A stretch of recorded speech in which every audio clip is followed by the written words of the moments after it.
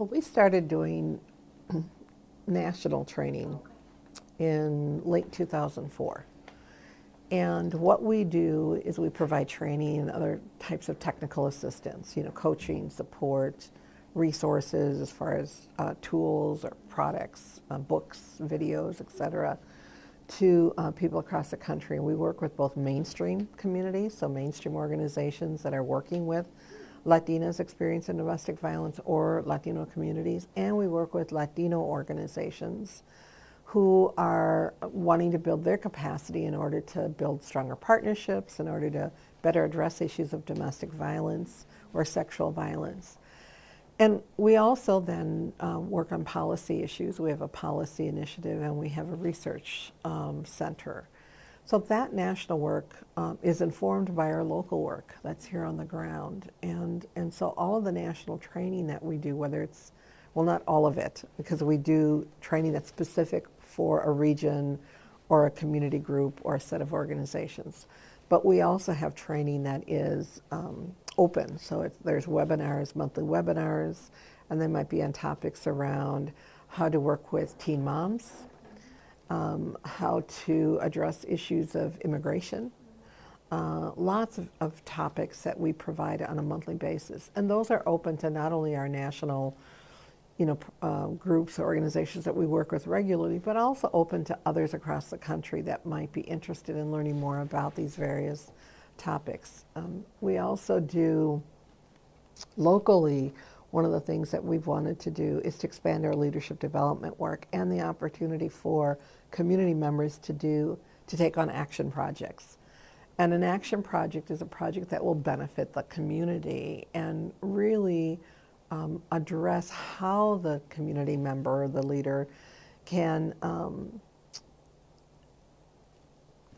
take the issue of domestic violence and incorporate what their role is in helping to end domestic violence, for example. So a community member may want to work with youth.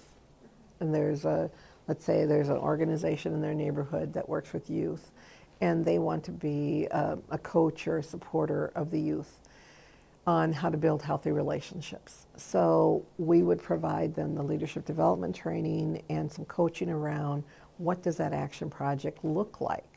What is it that they're going to want to do with that youth project? And how will they inform youth about issues of what it takes to have healthy relationships, what unhealthy relationships look like. There are groups of Latina women who want to be a support network for other Latina women. So that might be an action project for 2 to 4 women coming together saying, we want to do some support groups or kind of action planning in our neighborhood or in our apartment complex, because there's things we think we can change. But we also want to know what the resources are. And we know some of the women in our community or in our apartment building are dealing with domestic violence. So we need to know more information about it. So we'll provide the leadership training. We'll provide training around domestic violence and sexual violence so that, again, they can be better resources, and they can do that in non-judgmental ways so that then community members gain by their knowledge, information, networking, and resources. And their community project then is about whatever it is that group of women want to continue to do.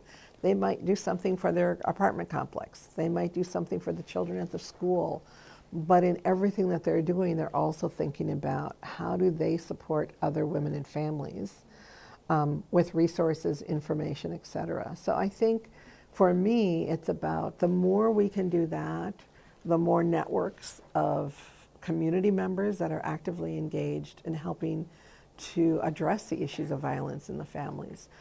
The more men that get involved, and maybe their action project is about working with boys and coaching boys on how to be better partners, better supporters of family and of girls and of women, then the more that they do that, the more that our youth can grow up seeing healthy role models and understanding what it takes to have a healthy relationship.